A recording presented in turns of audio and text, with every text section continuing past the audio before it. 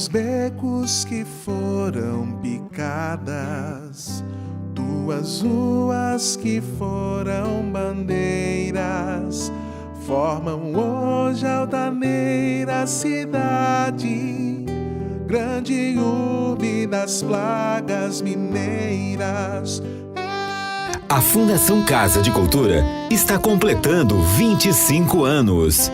História e cultura contadas nos acervos do Museu Municipal, no Arquivo Público, Biblioteca e na Casa de Cultura. O Museu Municipal guarda peças e símbolos que contam a vida da bicentenária Paracatu. Visitar e conhecer o Museu Histórico Municipal é indispensável para quem quer entender a nossa história.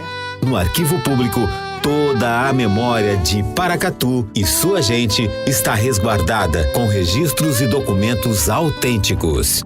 O Arquivo Público de Paracatu é o guardião da memória do nosso povo, ao preservar documentos que contam a nossa história e que retratam a nossa cultura. A nossa Biblioteca Municipal é a mais completa da região, com mais de 41 mil volumes disponíveis aos visitantes. Conheça a Biblioteca Pública de Paracatu, uma grande fonte de conhecimento e orgulho para todos nós. A Casa de Cultura abriga nossa arte e manifestações culturais há 30 anos. Visitar a Casa de Cultura é uma maravilhosa viagem que reforça a identidade de nossa gente por meio de nossa arte.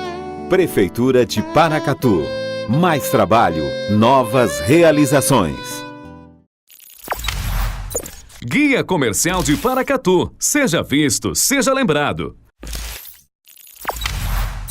Agropeças, o seu shopping dos suprimentos para oficina, serralheria, lava-jato e outros. Rua Urânio 84, Amoreiras 2, 3671-6336. Papelaria Exata, onde você encontra tudo em um só lugar. Avenida Olegário Maciel, 482 Centro, 3671-2233. Famag Pré-moldados, qualidade em primeiro lugar. Rua da Contagem, bairro Paracatuzinho, fone 38-3671-1032. Fábrica de Biscoitos Vó Maria, biscoitos, bolos, pão de queijo e muito mais. Rua Salgado Filho, 147, Bela Vista, 3671-3566. Clínica Provida, especialidades médicas. A sua saúde é a nossa prioridade. Rua Doutor Almir Laor, Porto Adjuto, 540, Jockey Clube, 3671-1508. Você conhece a cobrança Sicoob? Para escolas, escritórios, fábricas ou qualquer tipo de negócio, o Sicoob tem soluções competitivas de cobrança e uma das melhores tarifas do mercado. Quando pensar em cobrança, pense em quem oferece mais por menos. Pense em Cobrança Sicoob. Cobrança Sicoob. Parece que foi pensada para o seu negócio. E foi mesmo. Procure sua cooperativa e negocie. Sicoob, faça parte. Os produtos Paracatu estão na mesa dos brasileiros. Venha pra cá você também, saborear os nossos queijos, manteiga e tudo de bom que a Coopervap oferece para você. E aqui no Hipermercado Coopervap, nós temos a melhor seção hortifruti para você. Frutas, legumes e verduras direto da horta para a sua mesa. Carnes fresquinhas todos os dias. É no Açougue Coopervap. Melhor atendimento e menor preço.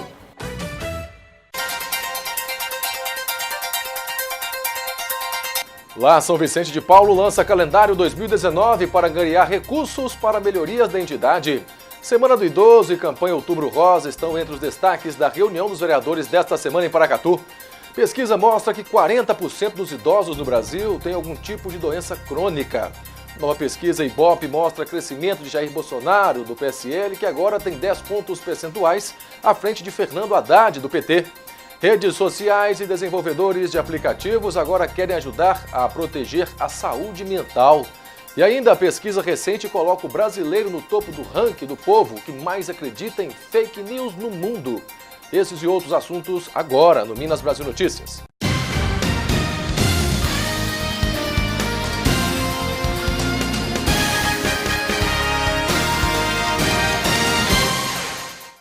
Boa noite.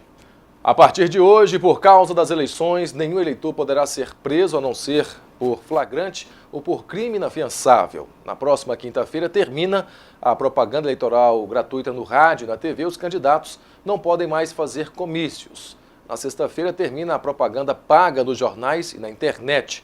E no sábado será o último dia em que os candidatos poderão fazer carreatas, passeatas e distribuir material de campanha.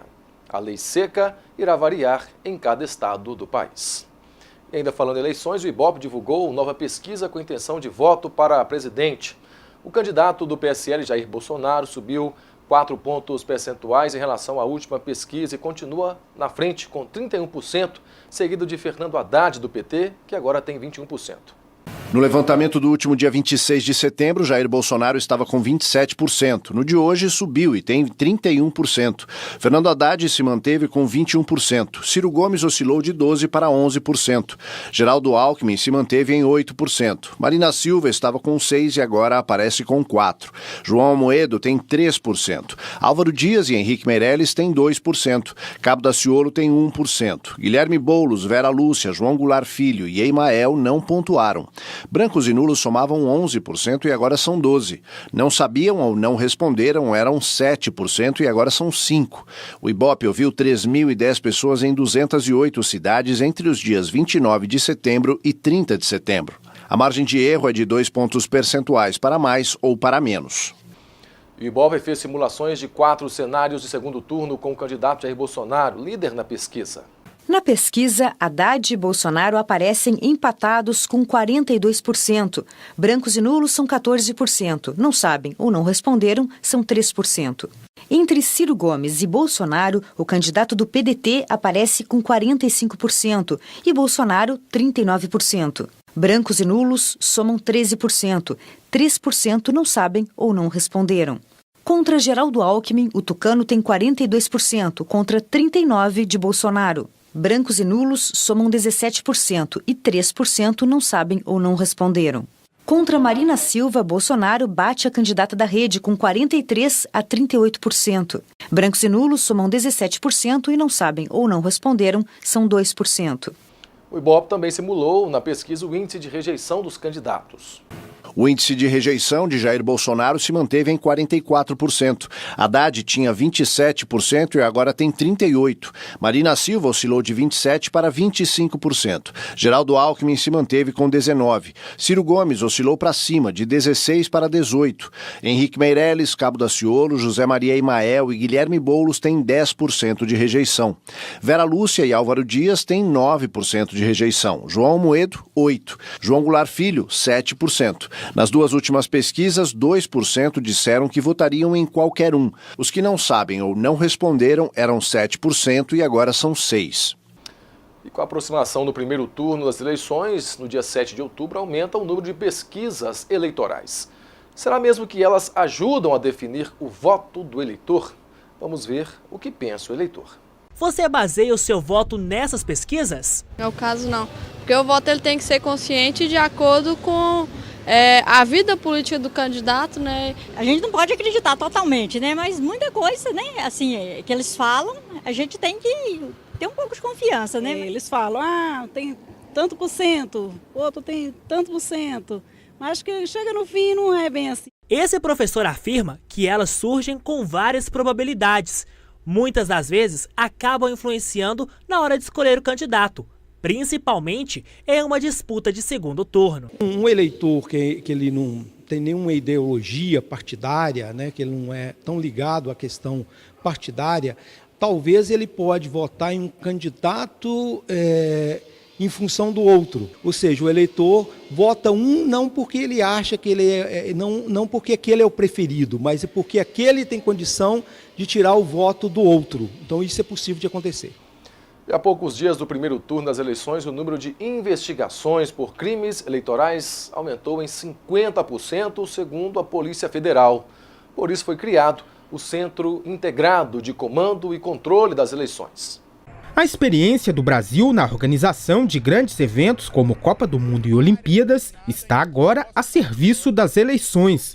Nesta sala, em Brasília, funciona o Centro Integrado de Comando e Controle das Eleições 2018, que dá apoio à Justiça Eleitoral e aos demais integrantes do Sistema de Segurança Pública para agilizar a investigação de crimes eleitorais. Durante o primeiro turno, o centro integrado funciona de 1º a 8 de outubro, já no segundo turno, de 22 a 28 de outubro. É a primeira vez que nós criamos um centro onde se congregam as forças que vão realizar a proteção e a viabilização das eleições de 2018. Nas outras vezes nós fazíamos isso internamente, agora com os outros órgãos, seguindo uma experiência exitosa que foi a experiência dos grandes eventos. São 14 órgãos compartilhando dados em tempo real, entre eles Polícia Rodoviária Federal, Forças Armadas e Ministério da Segurança Pública. Haverá um fluxo de informações entre as instituições, entre o Tribunal Superior Eleitoral, com as orientações, diretrizes, esclarecimentos em relação às normas expedidas, também porque precisamos da autorização da Justiça Eleitoral para atuar salvo no caso de flagrante delito de crime eleitoral. Por meio destas telas, é possível acompanhar as estatísticas sobre inquéritos eleitorais desde o início da propaganda no rádio e televisão, que começou em 16 de agosto. Também se pode acompanhar as apreensões de bens e as equipes da Polícia Federal que fazem a segurança dos candidatos. Segundo a Polícia Federal, na semana que antecede às eleições, o número de inquéritos para investigar crimes eleitorais aumenta em 50%. Entre as irregularidades estão propaganda ilegal, caixa 2 e boca de urna. A integração de informações por meio deste centro vai facilitar o combate a esses crimes e garantir uma eleição mais tranquila e segura. A questão dos chamados fake news, que tem, evidentemente, o efeito de turbar, de desinformar, de criar situações que prejudiquem esse ou aquele outro candidato, candidatura, ou mesmo o andamento das eleições. Então, esse centro vai estar acompanhando esses dados e, obviamente, encontrando os indícios, tem que informar o TSE, que então decidirá se a Polícia Federal deve ou não abrir uma investigação. Essa integração, então, nós teremos uma visão macro, pronto atendimento, melhor resposta, melhor subsídio à justiça e à própria população, à sociedade como um todo. E o programa Roda Viva da TV Cultura promoveu nesta segunda-feira um debate com 3 vices-candidatos à presidência da República. Ana Amélia, vice de Geraldo Alckmin, Eduardo Jorge, vice de Marina Silva e Cátia Abreu, vice de Ciro Gomes. Antes do debate começar, o mediador Ricardo Lessa informou que também foram convidados o general Hamilton Mourão, vice de Jair Bolsonaro, e Manuela Dávila, vice de Fernando Haddad, mas eles não aceitaram comparecer. A polarização do Brasil entre direita e esquerda, Bolsonaro e Haddad, foi um assunto abordado pelos 3. Cátia Abreu, a vice de Ciro Gomes, defendeu a pacificação do país e disse que está preocupada. E eu não tenho nenhum temor em dizer que eu tenho medo dos extremos. Eu tenho medo de uma ditadura de direita Pinochet e tenho medo de uma ditadura de esquerda Hugo Chávez. As duas são abomináveis, podem destruir a economia, podem destruir todos os ganhos sociais que nós tivemos até agora e pode tirar o Brasil de uma colocação ainda inferior, porque nós podemos ser melhores do que isso. 8ª economia do mundo. Nós queremos gerar emprego, nós queremos pacificar o país. Eduardo Jorge, vice de Marina Silva, culpou o ex-presidente Lula pela polarização. O Bolsonaro é obra do Lula. E obra do Lula em que sentido? Primeiro, pelo naufrágio do Titanic Dilma Temer, que jogou o Brasil nessa que é a maior recessão e mais brutal causa de sofrimento de trabalhadores, de empresários, de comerciantes e que cria um ambiente de desespero. Segundo, é resultado de 12 anos de naufrágio da ética de um partido que se colocavam como campeão da ética. E terceiro, resultado de uma pregação diuturna do Lula, dividindo o país entre nós e eles. E foi isso que aconteceu. A pregação dele criou o Bolsonaro e criou esse ressurgimento de uma direita agressiva no país, que nós pensávamos que tivesse sido coisa do passado. Já para a Ana Amélia, vice de Geraldo Alckmin, o clima hoje é de indefinição. É a questão mais angustiante para todos os brasileiros neste momento. Há uma indefinição grande, há um número de um percentual elevadíssimo de eleitores que ainda estão indefinidos, especialmente entre mulheres. E candidaturas que estão, como você disse, polarizadas e que nenhuma delas representa a solução para o Brasil. Não representam porque são riscos para o Brasil. Risco à institucionalidade, riscos a uma construção de um projeto que não vai dar certo. Ninguém quer essa radicalização a um lado ou tornar o Brasil um país mais fechado, um país mais intolerante do que nós já estamos vivendo hoje. E o juiz da 13ª Vara Federal de Curitiba, Sérgio Moro, levantou o sigilo de partes da delação premiada do ex-ministro petista Antônio Palocci. As declarações de Palocci foram feitas em abril. O ex-ministro petista disse que as campanhas de 2010 e 2014 que elegeram Dilma Rousseff custaram 1 bilhão e 400 milhões de reais, muito acima dos valores declarados à Justiça Eleitoral, com a maior parte em dinheiro ilícito, e que havia um esquema de venda de medidas provisórias no Congresso durante os governos do Partido dos Trabalhadores. O italiano das planilhas da Odebrecht diz também que Lula usou o pré-sal para favorecer o PT. Antônio Palocci está preso desde setembro de 2016. Em nota, a defesa do ex-presidente diz que a divulgação em período eleitoral reforça o caráter político da prisão de Lula e que Palocci mentiu para obter benefícios. Em nota, a ex-presidente Dilma Rousseff diz que os valores de campanha apontados por Palocci são falsos e classificou a quebra de sigilo agora como factoide eleitoral. Durante evento ontem à noite em Curitiba, o juiz Sérgio Moro disse que não vislumbra risco de exploração política do processo. O governo de Minas anunciou na manhã desta terça-feira a unificação da escala de pagamento para todos os servidores mineiros.